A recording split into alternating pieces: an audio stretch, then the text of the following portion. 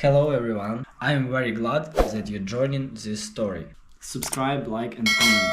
Enjoy the story, smile more often. When the doctor finally said the word out loud, I swear the whole room got 10 degrees colder, like some invisible hand reached in and pulled all the warmth right out of my chest. Cancer. Stage 2. Treatable, maybe even beatable if I fought like hell, but still cancer. I sat there in that godawful beige chair, clutching the thin cotton of the hospital gown like it was a damn life raft, and nodded like I understood everything, even though all I could really hear was the blood pounding in my ears like a war drum. The ride home was a blur, the kind of blur where you realize you're driving and can't remember how the hell you got 3 exits past your house. I pulled over into a Walmart parking lot, stared at the cracked steering wheel of my old Ford, and cried until my throat felt raw, like I had swallowed a bag of nails. Then I wiped my face with a napkin from some fast food bag under the seat, put on my best Maggie Carter has it all under control face, and drove to Lori's place. See, I thought telling my sister first would make it easier somehow. Lori and I grew up side by side, 2 years apart, sharing a room, sharing secrets, sharing the way we learned to survive our parents' silent wars and cold dinners. I thought, stupidly, that she would understand before anyone else. That she would drop everything, wrap me up in one of those too tight hugs she used to give me when we were little, and say something that made it all feel a little less impossible. Instead, when I sat at her kitchen table, my hands shaking just a little as I told her about the diagnosis, Lori barely blinked. She leaned back in her chair, crossed her arms, and said, in that clipped, no-nonsense voice she used when she thought she was being firm but fair, "Well, Maggie, you can't expect us to drop everything for you. We have lives too." And, just like that, something inside me snapped. Not loud and messy like in the movies, no big shouting match, no dishes flying across the room. No, it was quieter than that. It was the sound of a heavy door swinging closed somewhere deep in my chest, a final, dull thud that told me without a doubt I was on my own. I smiled, because what the hell else was I supposed to do? I nodded, said something like, "Of course, Lori, I understand," and smiled through the kind of pain that no amount of chemo was ever going to touch. Then I went home, sat at my kitchen table in the dark, and poured myself a glass of wine, even though the doctor had already warned me to cut that crap out. I drank it anyway, slow and deliberate, feeling every bitter sip like a small rebellion. That night, I lay awake staring at the ceiling, thinking about how family is supposed to be the net that catches you when you fall. But sometimes, you find out there is no net. Sometimes, when you fall hard and alone, and the people you thought would catch you are the first ones to step back and let you hit the ground. I thought about my daughter Sam, 27 and living 3 states away, too caught up in her big city dreams to even answer half my calls. I thought about my ex-husband Frank, who still called now and then but mostly to complain about alimony or ask if I knew where he left some ancient tax document from the year we got divorced.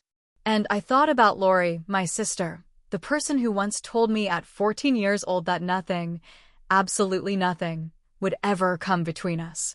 Funny how promises rot when left out in the weather too long.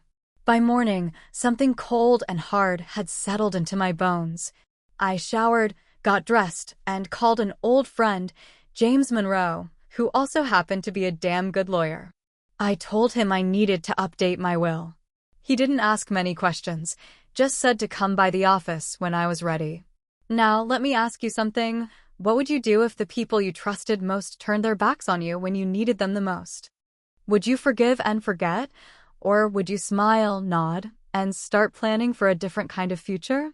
In the days that followed, I went through the motions like some ghost of myself, working part-time at the library, going to chemo, coming home to an empty house that smelled faintly of old coffee and wilted flowers. Lori texted a few times, generic crap like "hope you're feeling better" or "let me know if you need anything," but never with any real intention of showing up.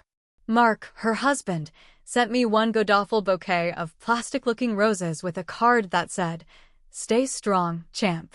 like I was about to run a damn marathon, not fight for my life. I answered politely because I still had enough pride left not to give them the satisfaction of seeing me break. But inside, I was building walls taller than anything I'd ever dared before, walls no one in my family would get past again. The worst part wasn't the treatments, though God knows those were brutal. It wasn't the nausea that made me heave until there was nothing left but dry sobs, or the way my hair started coming out in handfuls like brittle straw.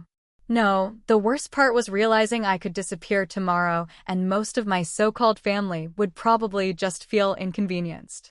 So, I decided right then and there, if I was going down, I was going to do it on my terms. No begging, no pity parties, and sure as hell no free rides for the people who couldn't be bothered to lift a finger when I was drowning.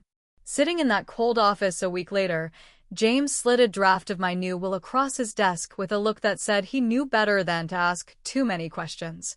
I picked up the pen, my hand steady despite the storm raging inside me, and signed. It felt like slamming the door on a chapter of my life that had been slowly dying for years anyway. I walked out of there lighter somehow, despite the poison still pumping through my veins, despite the battles still ahead. I had taken back one small piece of power. One small victory. And I knew it was just the beginning. Because sometimes, the only way to survive betrayal is to smile through the pain and start writing a new ending to the story everyone else thought they had already finished for you. And mine? Oh, mine was going to have a hell of a twist. The thing about pretending is that if you do it well enough, people stop looking too closely, they stop asking questions you do not want to answer, and after a while, they forget there was ever anything wrong to begin with. That is exactly what I needed, so that is exactly what I gave them, a performance so smooth it could have fooled the devil himself. I kept my face stretched into polite smiles, nodded in all the right places, laughed a little too loudly at their tired jokes about work and weather, and acted like everything inside me was not crumbling into dust.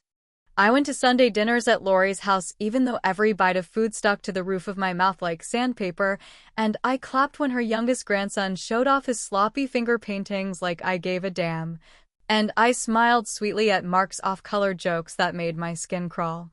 I sat there, week after week, nodding and smiling and pretending like I was not quietly planning my own personal revolution behind their backs.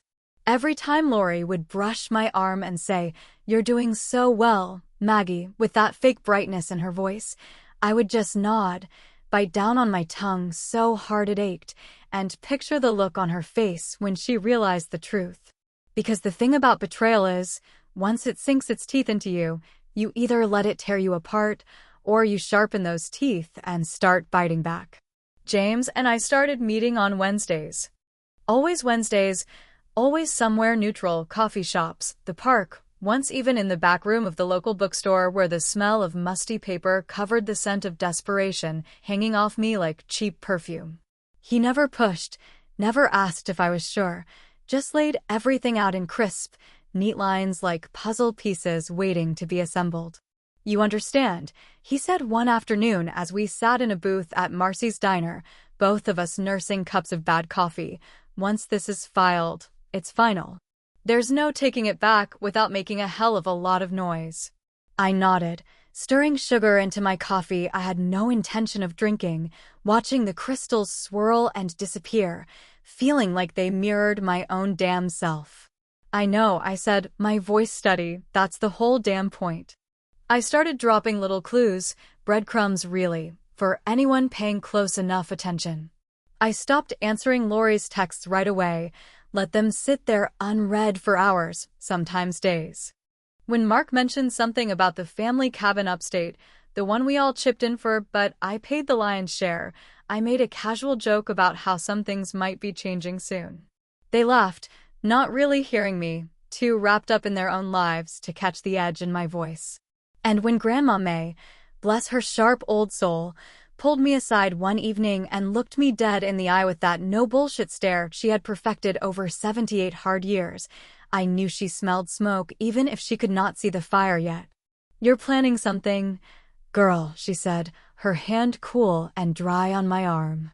I smiled at her, a real smile this time, because at least somebody still knew how to pay attention. Just getting my ducks in a row, I told her, and she snorted in that way she did when she thought someone was full of crap but respected the hustle anyway. About damn time, she said, and patted my hand like she was blessing a soldier heading into battle. Let me ask you something. What would you do if your own family turned their back when you needed them most? Would you sit there and take it, swallowing down your pride until it choked you, or would you rise up, even if it meant standing alone? The Wednesday meetings continued. James helped me draft everything down to the tiniest detail, making sure there were no loopholes, no half measures that could be twisted against my wishes when the time came. The house, the one Lori kept hinting she would love to renovate someday when poor Maggie didn't need it anymore, was officially going to a cancer charity for low-income patients. My savings, modest but hard-earned, were being divided between organizations that actually gave a damn about the kind of people my family had decided were inconvenient. And the cabin? The one Lori and Mark dreamed of gutting and flipping for a fat profit? That was going straight into a trust that would fund local foster kids' summer programs.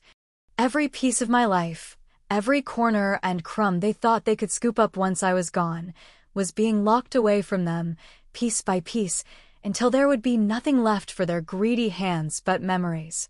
I kept my poker face tight, letting Lori rattle on about vacation plans, Mark drone about his latest business ventures, and Sam, bless her flighty little heart, called just long enough to remind me how busy she was with networking and building her brand. Whatever the hell that meant. I nodded, I smiled. I played the part of the grateful, dependent, quietly dying relative they thought they had safely tucked away like a bad secret. But underneath that brittle smile, something harder and colder was taking root. I was not dying quietly. I was writing the final act of a story they would never forget, even if they spent the rest of their lives trying to scrub it from their memories. At night, when the house was dark and the only sounds were the tick of the old kitchen clock and the occasional groan of the pipes, I would sit at the kitchen table, sipping herbal tea because wine was now a forbidden luxury, and read over the documents James had helped me draft. Every line, every clause, was a quiet middle finger aimed right at the people who had decided I was disposable. I was not planning revenge, not exactly. I was planning a reckoning. And the best part? They would never see it coming. Sometimes the worst part about betrayal is not the act itself, but the slow, creeping realization that it had been there all along, hiding under smiles, tucked behind casual words, slithering through years of birthdays, holidays, and cheap apologies like a snake just waiting to sink its teeth in when you finally let your guard down. Sitting alone in my living room one night, wrapped in a blanket that smelled faintly of the dog I lost 3 years ago, I let my mind wander back through the wreckage of my so-called family, picking through memories like broken glass and wondering how I ever convinced myself that things were better than they really were.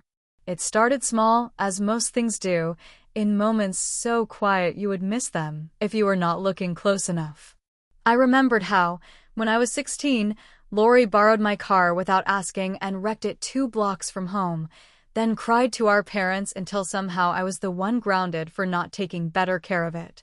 I remembered the way Mark first showed up in our lives, flashing his fake grin and oily charm, spinning big dreams about real estate and easy money, dreams that always seemed to cost me more than they cost anyone else. There was the Christmas, when I bought everyone gifts I could barely afford and opened a package from Lori to find a scarf so obviously regifted it still had the original tag tucked into the lining, a scarf meant for someone named Diane. There was the time after my divorce from Frank when I needed a place to stay for a few weeks, just until the apartment was ready, and Lori said, of course, honey, but made it so damn uncomfortable, commenting on every dish in the sink. Every late-night trip to the fridge, that I ended up sleeping in my car for 3 nights before swallowing my pride and moving into a roach-infested studio across town. And then there was Sam, my daughter, the one person I thought might be different, might choose me when the chips were down. But even she had learned from the masters, learned that it was easier to keep me on the back burner, to send the occasional text or birthday card and call it love. I thought about her graduation, how I sat alone in the back because she only had enough tickets for her friends and their families, and how she smiled for pictures with them while I watched from a distance, clapping along with strangers. The truth was ugly and sharp, and it left a bitter taste in my mouth as I sat there, pulling at loose threads in the blanket like I could unravel the past if I just tried hard enough. It was not one moment, one betrayal that brought me here. It was death by 1,000 cuts, each one so small on its own that I let it slide, told myself it was not worth a fight, that family was family, and you did not just walk away. But looking back, I realized I had spent my whole damn life stitching myself back together after they tore me apart, pretending that love meant never holding a grudge even when the grudge was all I had left to show for it. It made me wonder if I had been fooling myself the whole time, wearing rose-colored glasses so thick I could not see the blood dripping from my own hands. I thought about Grandma May again, about the way her eyes had narrowed that night in the kitchen, like she had seen the rot under the surface and knew better than to believe the pretty lies we told ourselves at family dinners. Maybe she had been waiting for someone to finally call it what it was, not loyalty, not love, but convenience and obligation and self-preservation dressed up as affection. I thought about the word family, how heavy it had always been, how I had dragged it behind me like a ball and chain through every bad decision and lonely night, thinking it would mean something in the end.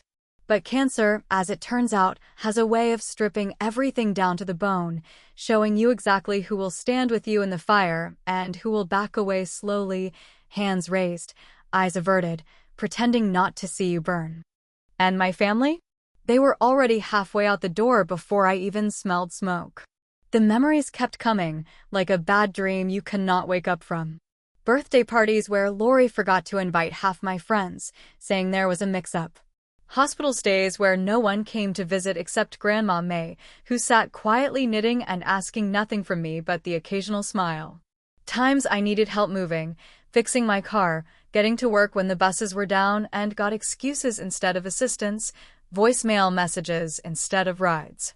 I realized, with a hollow kind of clarity, that I had been the glue holding everyone else together while nobody even noticed when I cracked under the weight of it all.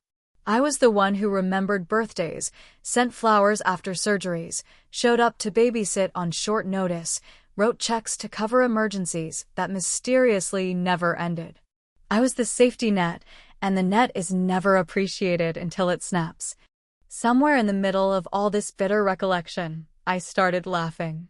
Not the pretty, polite laugh I wore like jewelry at family gatherings, but the kind that bursts out of you like a cough when something is just so goddamn absurd you cannot help yourself.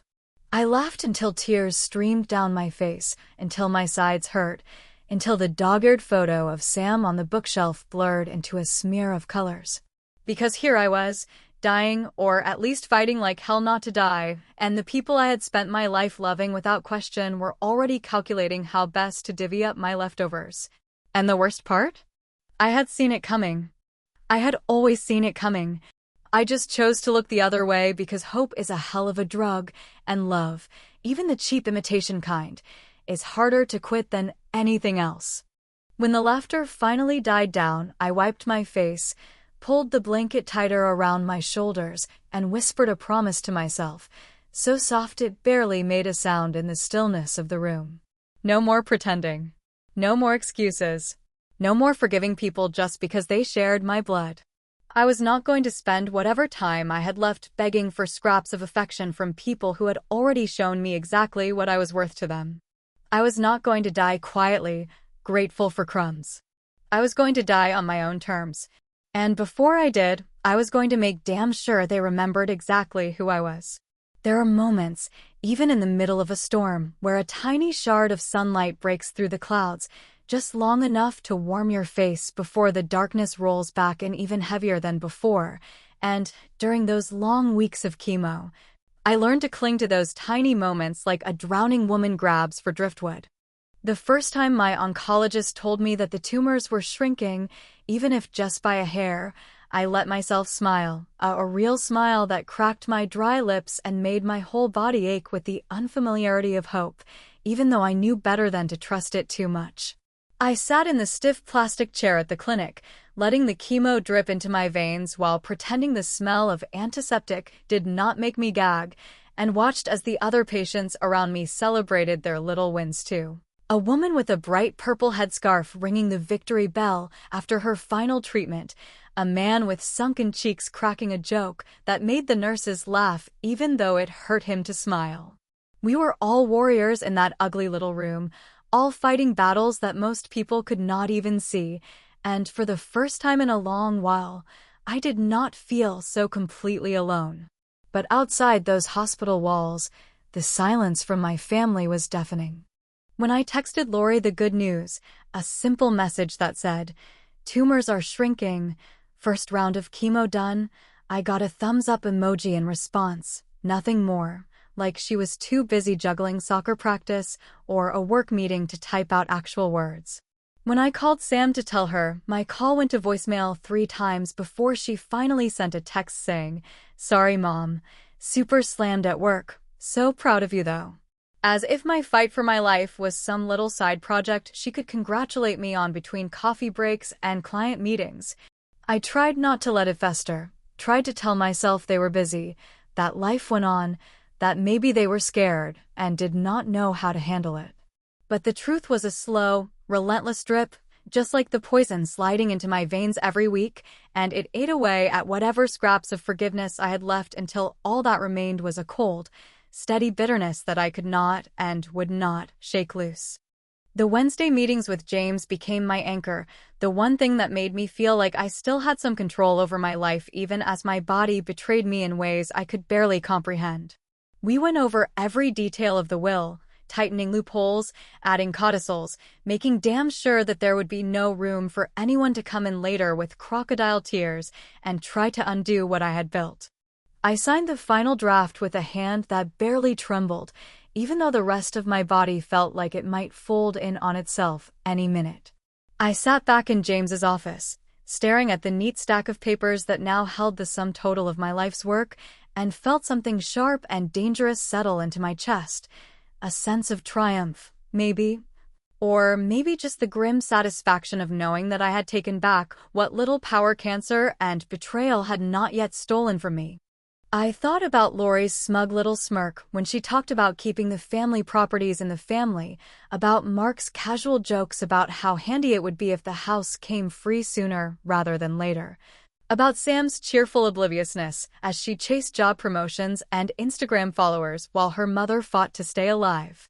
I thought about all of it, every slight and insult, every broken promise and missed call, and I let the anger settle into my bones, into the marrow of me, where it could keep me warm through the cold nights ahead. Sometimes, during the quiet hours when the world outside my window shrank down to the hum of streetlights and the soft rustle of leaves against glass, I would pull out a battered old notebook and make lists, not of regrets, because I refused to waste time on that anymore, but of victories, no matter how small. Finished another round of chemo without puking? Victory. Made it through a whole day without crying?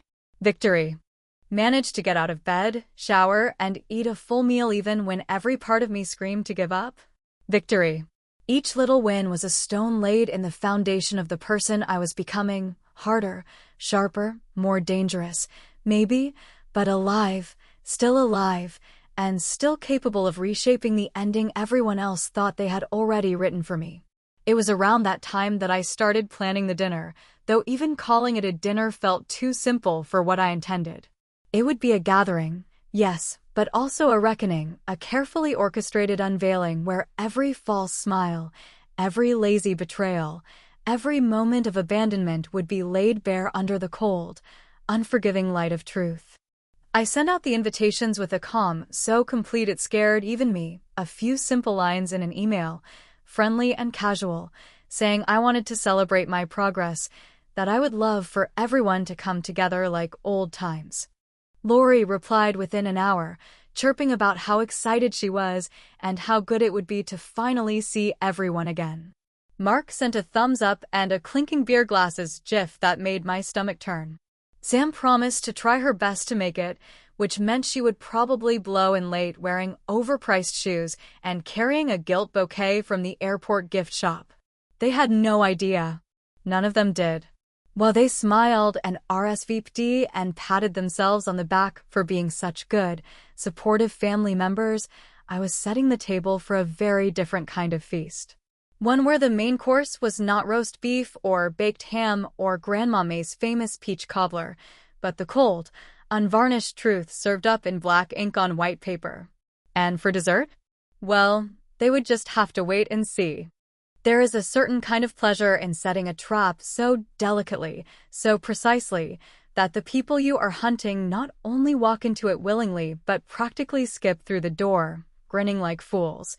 And as I hit send on the final batch of invitations for what I called my celebration dinner, I felt that grim, cold pleasure settle deep into my bones like a second skin. I chose my words carefully, crafting an email so light, so cheerful, so full of saccharine hope that even the most suspicious among them would not think twice about accepting. I wrote about milestones and gratitude, about how blessed I felt to have made it this far, about wanting to surround myself with the people who mattered most during a special evening to reflect on everything we've survived together. The irony, so thick you could cut it with a butter knife, nearly made me laugh out loud as I read it over, polishing the lies until they gleamed bright enough to blind. I sent the email to Lori first, knowing full well that she would pass the news along to Mark, who would immediately start calculating whether attending would earn him points toward whatever imaginary moral ledger he thought the universe was keeping. I sent one to Sam, phrasing it in a way that made it sound like she would be the guest of honor, hoping to play on whatever scraps of daughterly guilt she had left rattling around in her too-busy heart. I even sent one to Grandma May, not because I needed to trick her, but because she, of all people, deserved to be there when the truth hit the fan. I pictured her sitting there in her worn blue cardigan, eyes sharp as ever, sipping her coffee and watching the whole damn show unfold without so much as blinking. The RSVPs rolled in faster than I expected. Lori responded almost immediately, gushing about how thrilled she was to hear I was doing so well and how the family really needed something to celebrate after this tough year. I could almost hear the clink of her wine glass as she typed it, almost see the way she would air kiss both my cheeks before sitting down to stuff her face and bask in the glow of her own imagined sainthood. Mark's reply was shorter, full of those dumb animated gifs he loved so much, a cartoon turkey dancing around with a champagne bottle in its wing. Typical Mark, always mistaking tastelessness for humor, always convinced that if he acted like everyone's lovable idiot, nobody would notice the knife he kept hidden behind his back. Sam, predictably, hedged her bets. "Will do my best to make it, Mom," she wrote, adding a heart emoji and a promise to try to get a flight in time. Translation: she would show up late, breeze in on a cloud of apologies and perfume, maybe take a few selfies for social media to prove she was being a good daughter, and then disappear again before the dishes were even cleared. I had expected as much. I had planned for it. In the days leading up to the dinner, I worked harder than I had since my diagnosis, forcing my body to cooperate with a strict regimen of rest, hydration, and short walks around the neighborhood to build up just enough stamina to pull off the evening without collapsing halfway through. I cooked small meals, cleaned the house in short bursts, organized the good silverware and the fancy dishes that had not seen daylight since Sam's high school graduation party nearly a decade ago. Every towel was folded, every window washed, every candle placed, just so, a picture-perfect stage for the performance that was about to take place. I even treated myself to a haircut, short and spiky to deal with the thin patches left from chemo, and bought a new dress, simple but elegant, dark blue with tiny silver buttons that shimmered when the light hit just right. When I looked in the mirror that afternoon, hours before the guests were set to arrive, I barely recognized the woman staring back at me. She looked older, sure, thinner, harder around the eyes, but there was a spark there, a sharpness that had nothing to do with vanity and everything to do with survival. This was not about revenge anymore. Not exactly.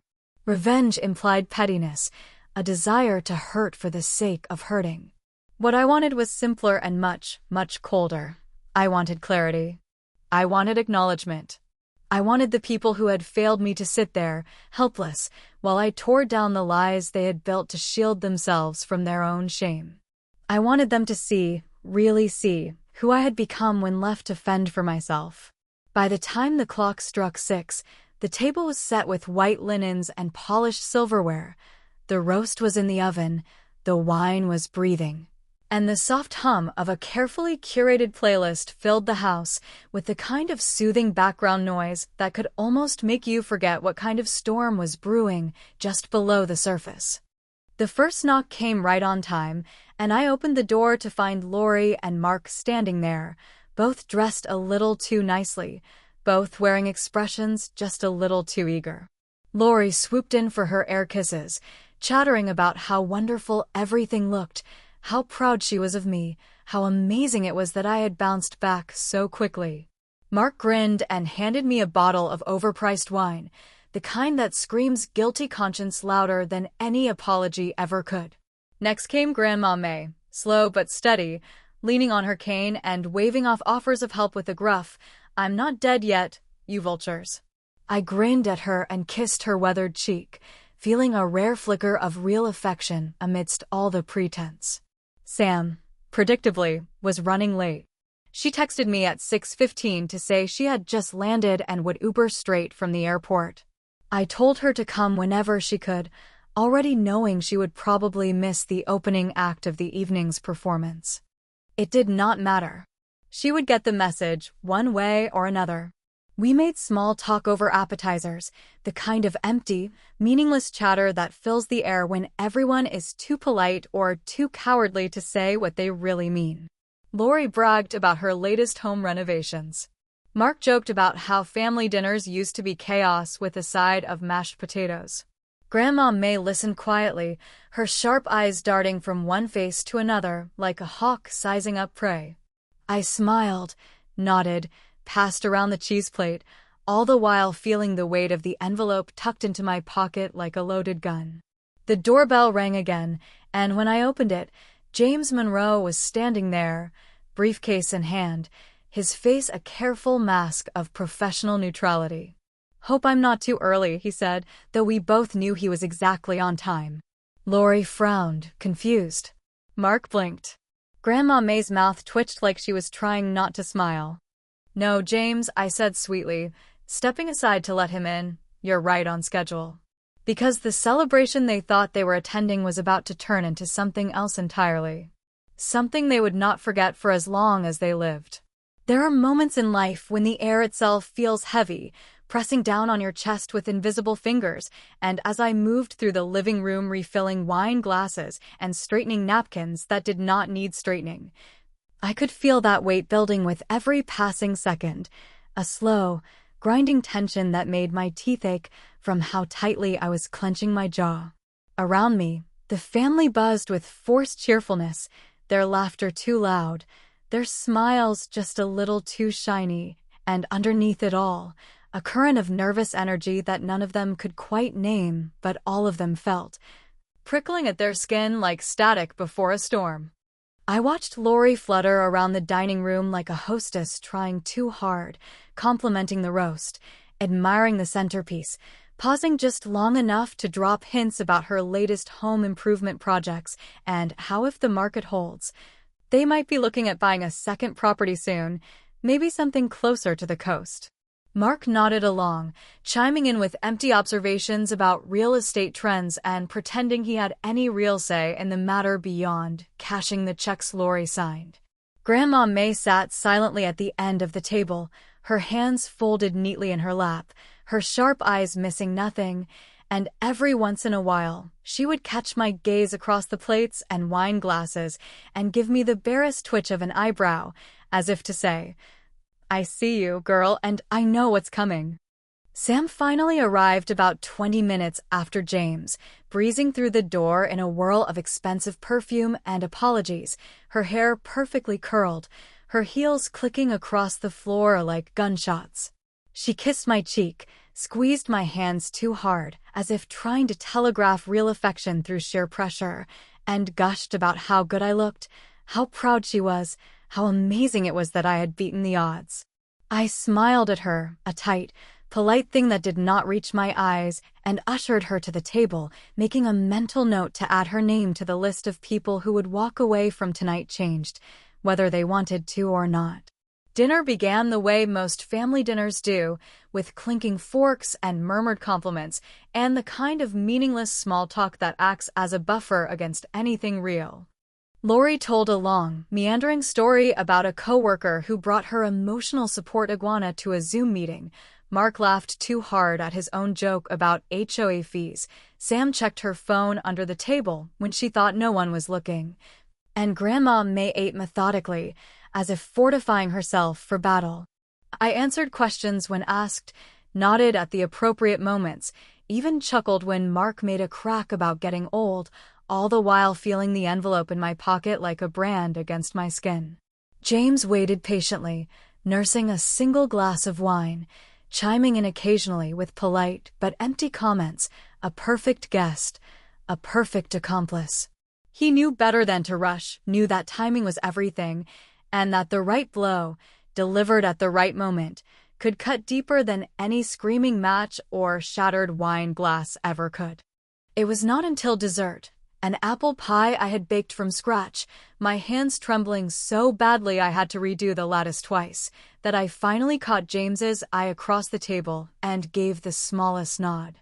The tension in the room thickened instantly, though the others, still drunk on wine and self-congratulation, barely noticed. James cleared his throat politely, setting down his fork with a soft clink that somehow sounded louder than the chatter around him. "Before we get too comfortable," he said, his voice smooth as silk and sharp as a knife, "Maggie has asked me to share some important news with the family." The room went still, the way a forest goes still before the first crack of thunder. Lori set down her fork with a confused frown. Mark leaned back in his chair, smirking like he thought it was going to be some boring legal update about power of attorney or end-of-life wishes.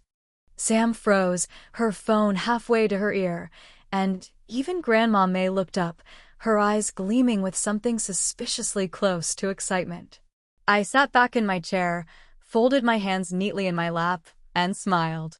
Not the brittle, fake smile I had been wearing all night, but something colder, something sharper, something real. James opened his briefcase, pulled out a thick folder of documents, and began to read. At first, they did not understand. Lori tilted her head like a confused dog, her mouth opening and closing soundlessly as James explained that I had revised my will to reflect changes in personal relationships and financial priorities. Mark stopped smirking and started fidgeting with the napkin in his lap, and Sam blinked rapidly, her carefully applied eyeliner starting to smear at the corners of her eyes. As James went on, detailing the charitable donations, the property transfers, the complete and utter exclusion of certain individuals from any inheritance, the color drained from their faces one by one, like watching a slow-motion avalanche bury everything in its path. Lori protested first, her voice too loud in the suddenly silent room, trying to laugh it off, saying there must be some mistake, that of course Maggie wouldn't cut out her own sister. James did not flinch, did not even blink. "It's all here in writing," he said calmly, sliding a copy of the documents across the table to her. "Reviewed, signed, and notarized." Mark leaned in, reading over Lori's shoulder, his face tightening with every line. Sam stood up so fast her chair scraped against the hardwood floor, knocking over her wine glass, the dark red stain blooming across the white tablecloth like a wound. "Maggie," she said, her voice shaking, this isn't fair. "We're family."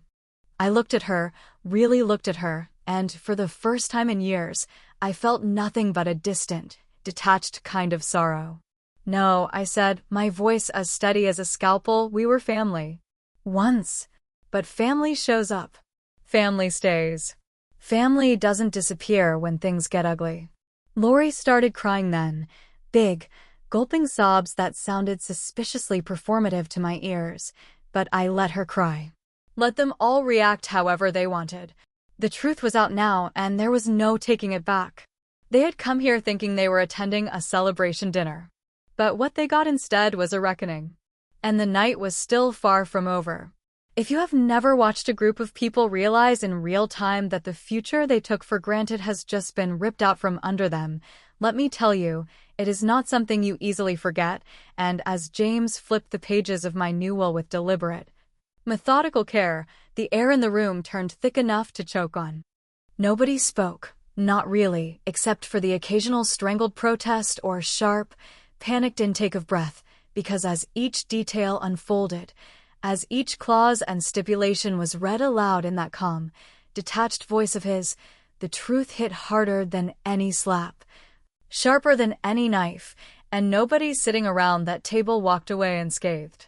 James began with the house, the very one Lori had openly daydreamed about flipping, gutting, and reselling for a fat profit once I no longer needed it. And the satisfaction I felt as he read out the clause leaving it in its entirety to a non-profit organization that provided housing for women battling cancer was so potent I could practically taste it. Lori let out a little gasp, a high, desperate sound like a trapped animal, and Mark muttered something under his breath that I chose not to ask him to repeat, though judging by the color of his face, it was nothing you would say in polite company. Next came the savings accounts, the nest egg I had carefully built up over decades of skipped vacations, second-hand clothes, and working overtime shifts, all of which I had divided among 3 different cancer charities. The local library where I had worked part-time, and the same battered animal shelter that once found me my scrappy little terrier, Duke. Mark leaned back in his chair so hard that it nearly tipped over, and Lori made a noise that sounded half like a sob and half like a snarl, her face twisted up in a way that would have been comical if it were not so pitiful.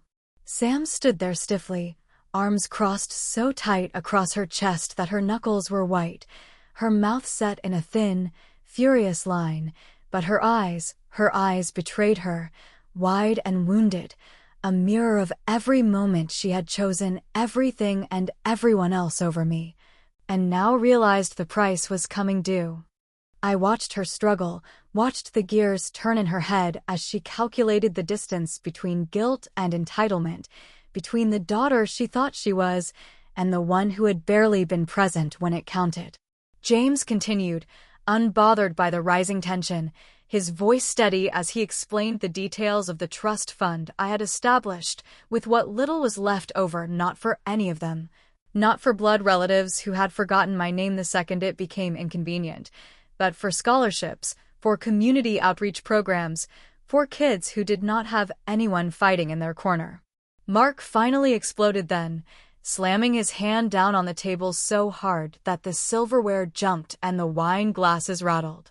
"This is bullshit," he barked, his face red, his fists clenched like he was itching to punch something, preferably James or the nearest wall. "You're letting strangers steal what's rightfully ours." I let the words hang there for a moment, heavy and foul, before answering, my voice cool and even, slicing through the heat of his anger like a razor.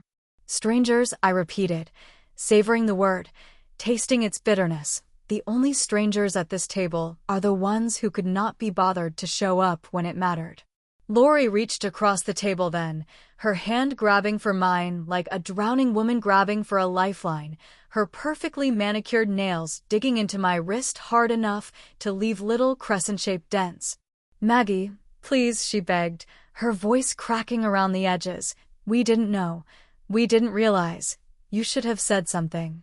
I stared at her hand, at the desperation bleeding through her touch, and pulled my wrist back slowly, deliberately, wiping my hand on my napkin as if to erase her touch. "You knew," I said softly, almost kindly. "You just didn't care enough to act." Sam, finally finding her voice, lashed out, the words sharp and wild. "You're punishing us for being human," she snapped, her chin trembling.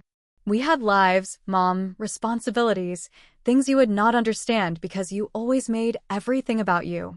The audacity of it, the sheer nerve of standing there and accusing me of selfishness after everything, nearly knocked the air from my lungs, but somehow I managed to keep my expression neutral, my hands folded neatly in my lap, my voice calm.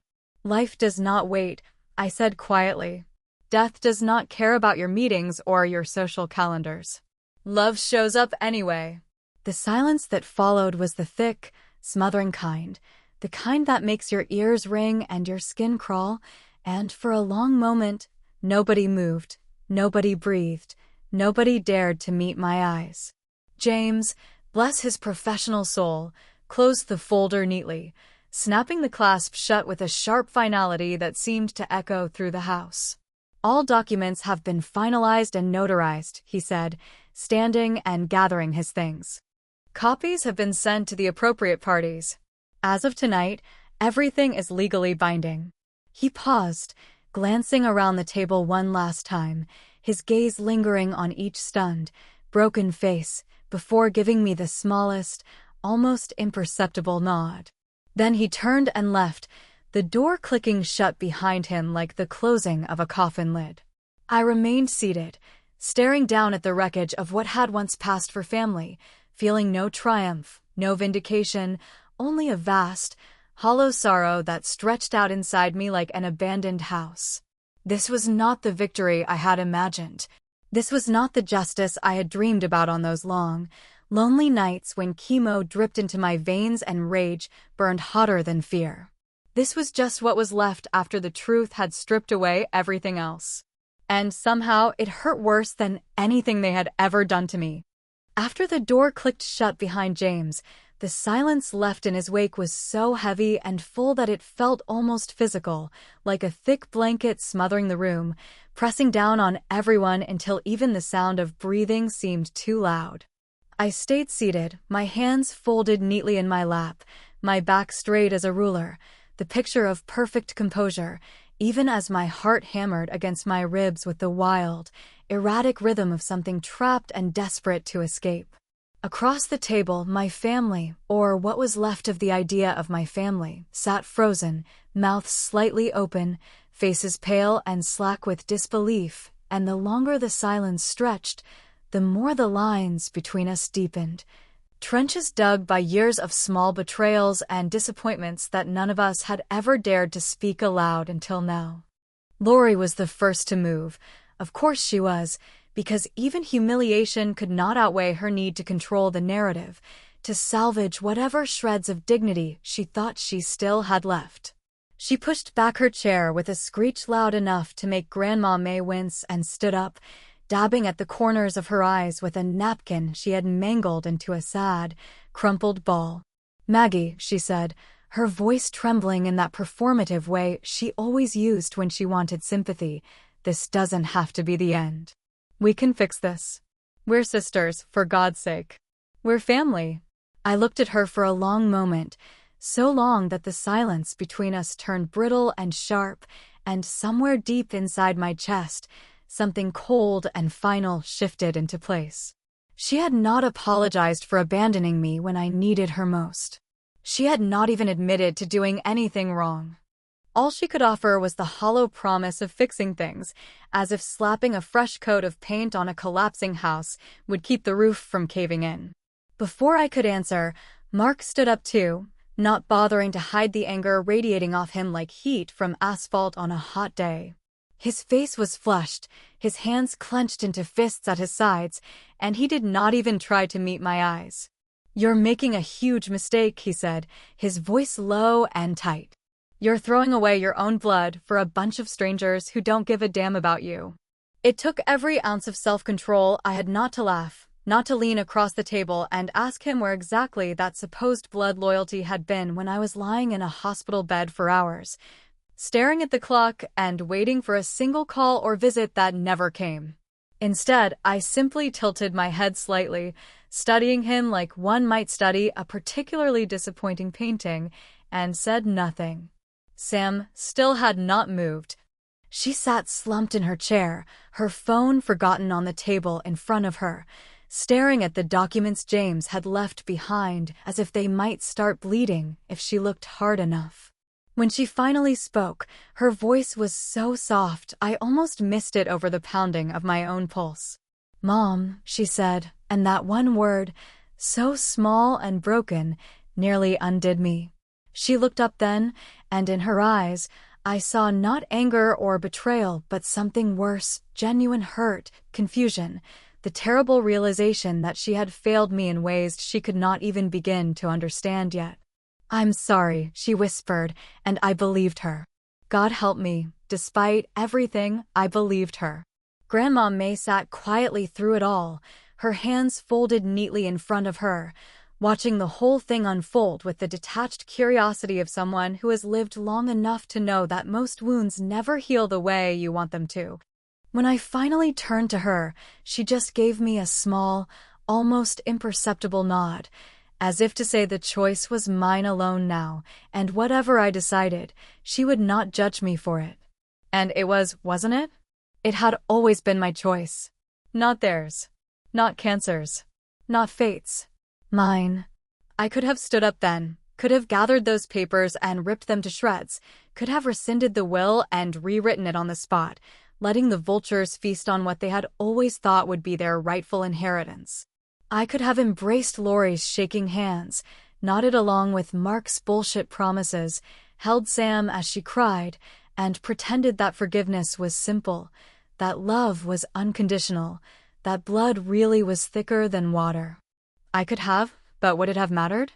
Would the knowledge of what they had done, and worse, what they had failed to do, ever really leave me, or would it sit there in the dark corners of my heart, festering and growing until it poisoned whatever fragile piece we might have tried to rebuild?